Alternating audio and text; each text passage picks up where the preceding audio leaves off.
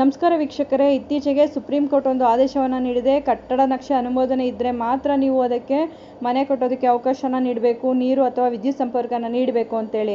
ಇದಕ್ಕೆ ಸಂಬಂಧಪಟ್ಟಂತೆ ಕಟ್ಟಡ ನಕ್ಷೆ ಅನುಮೋದನೆಗೆ ತಾಂತ್ರಿಕ ಅಭಿಪ್ರಾಯವನ್ನು ಹೇಗೆ ತೆಗೆದುಕೊಳ್ಳೋದು ಅಂದರೆ, ಕಟ್ಟಡ ನಿರ್ಮಿಸಲು ಉದ್ದೇಶಿಸಿರುವ ವ್ಯಕ್ತಿಯು ಮೊದಲು ಸ್ಥಳೀಯ ಪ್ರಾಧಿಕಾರಕ್ಕೆ ಅರ್ಜಿ ಸಲ್ಲಿಸಬೇಕು. ಸ್ಥಳೀಯ ಪ್ರಾಧಿಕಾರವು ಅರ್ಜಿಯನ್ನು ಎಲ್ಲ ಅಗತ್ಯ ದಾಖಲೆಗಳೊಂದಿಗೆ ಕಟ್ಟಡ ಯೋಜನೆಯ ತಾಂತ್ರಿಕ ಪರಿಶೀಲನೆಗಾಗಿ ಸಂಬಂಧಿತ ಯೋಜನಾ ಪ್ರಾಧಿಕಾರಕ್ಕೆ ಕಳಿಸುತ್ತದೆ. ದಾಖಲೆಯನ್ನು ಪರಿಶೀಲಿಸಿದಾಗ ಹೆಚ್ಚುವರಿ ಸ್ಪಷ್ಟೀಕರಣಗಳು ಯಾವುದಾದರೂ ಅಗತ್ಯವಿದ್ದರೆ ಅರ್ಜಿದಾರರು ಅಗತ್ಯವಿರುವ ಮಾಹಿತಿ ಅಥವಾ ದಾಖಲೆಯನ್ನು ಒದಗಿಸಬೇಕು. ಅನುಮೋದಿತ ವಲಯ ನಿಯಮಗಳ ಪ್ರಕಾರ ದಾಖಲೆಗಳು ಮತ್ತು ಯೋಜನೆಯನ್ನು ಪರಿಶೀಲಿಸಿದ ನಂತರ ಅಗತ್ಯ ಶುಲ್ಕ ಪಾವತಿಸಿದ ನಂತರ ತಾಂತ್ರಿಕ ಅಭಿಪ್ರಾಯವನ್ನು ನೀಡಲಾಗುತ್ತೆ ಮತ್ತು ಪ್ರಾರಂಭಿಕ ಪ್ರಮಾಣ ಪತ್ರವನ್ನು ಕೂಡ ನೀಡಲಾಗುತ್ತೆ. ಸಂಬಂಧಪಟ್ಟ ಸ್ಥಳೀಯ ಪ್ರಾಧಿಕಾರಕ್ಕೆ ಇದನ್ನು ಕಳಿಸಲಾಗುತ್ತೆ. ಕಟ್ಟಡ ನಿರ್ಮಾಣಕ್ಕೆ ಪ್ರಾರಂಭಿಕ ಪ್ರಮಾಣ ಪತ್ರವನ್ನು ಸ್ಥಳೀಯ ಪ್ರಾಧಿಕಾರವು ನಿಯಮಗಳಲ್ಲಿ ನಿರ್ದಿಷ್ಟಪಡಿಸಬಹುದಾದ ಷರತ್ತುಗಳಿಗೆ ಒಳಪಟ್ಟು ನೀಡಲಾಗುತ್ತದೆ.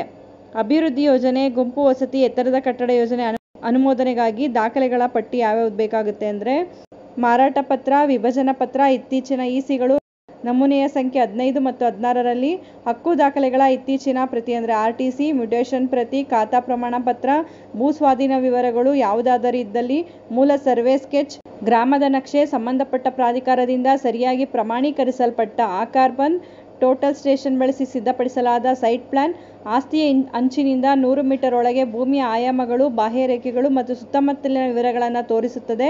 ಸಂಪರ್ಕ ರಸ್ತೆ ವಿವರಗಳು ಅಂದರೆ ರಸ್ತೆಯ ವರ್ಗೀಕರಣ, ಅಗಲ ಇತ್ಯಾದಿ. ಸಂಬಂಧಪಟ್ಟ ಕಂದಾಯ ಪ್ರಾಧಿಕಾರವು ನೀಡಿದ ಪರಿವರ್ತನೆ ಅಂದರೆ ಕನ್ವರ್ಷನ್ ಏನಾಗಿರುತ್ತೆ ಅದರ ಆದೇಶ ಪ್ರಮಾಣೀಕೃತ ಪ್ರತಿ. ಅಭಿವೃದ್ಧಿ ಯೋಜನೆ, ಕಟ್ಟಡ ಯೋಜನೆಗಳ ಕನಿಷ್ಠ 1:500 ಅಳತೆಗೆ ಸಿದ್ಧಪಡಿಸಬೇಕು.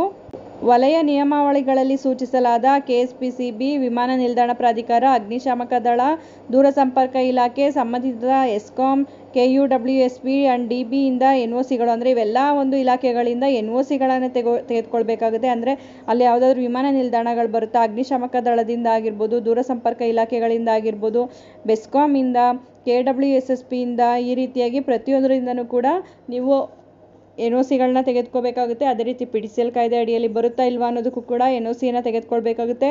ಎಲ್ಲದಕ್ಕಿಂತ ಮುಖ್ಯವಾಗಿ ಇತ್ತೀಚೆಗೆ ಬಂದಿರೋ ಕಾನೂನಿನ ಪ್ರಕಾರ ಈ ಖಾತಾವನ್ನು ಕೊಡಬೇಕಾಗುತ್ತೆ. ಎಲ್ಲ ದಾಖಲಾತಿಗಳನ್ನ ಕೊಟ್ಟು ಸಂಬಂಧಪಟ್ಟ ಪ್ರಾಧಿಕಾರ ಅಂದರೆ ಸ್ಥಳೀಯ ಪ್ರಾಧಿಕಾರ, ಯೋಜನಾ ಪ್ರಾಧಿಕಾರಗಳೇನಿರುತ್ತೆ ಅಲ್ಲಿ ನೀವು ಈ ಒಂದು ಕಟ್ಟಡ ನಕ್ಷೆ ಅನುಮೋದನೆಯನ್ನು ತೆಗೆದುಕೊಳ್ಬೇಕಾಗುತ್ತೆ ಅಂತ ಭಾವಿಸ್ತೀನಿ. ಮತ್ತಷ್ಟು ಮಾಹಿತಿಗಾಗಿ ನಮ್ಮ ಚಾನಲನ್ನು ಲೈಕ್ ಮಾಡಿ, ಶೇರ್ ಮಾಡಿ, ಹೊಸದಾಗಿ ನೋಡ್ತಾ ಇರೋರು ಸಬ್ಸ್ಕ್ರೈಬ್ ಮಾಡಿಕೊಂಡು ನೋಡಿ. ಕಾನೂನಿನ ಮಾಹಿತಿಗಳನ್ನು ನೀವು ತಿಳ್ಕೊಳ್ಳೋದಲ್ಲ, ಮತ್ತೊಬ್ಬರಿಗೂ ಕೂಡ ಇದನ್ನು ಹಂಚಿ. ಧನ್ಯವಾದಗಳು.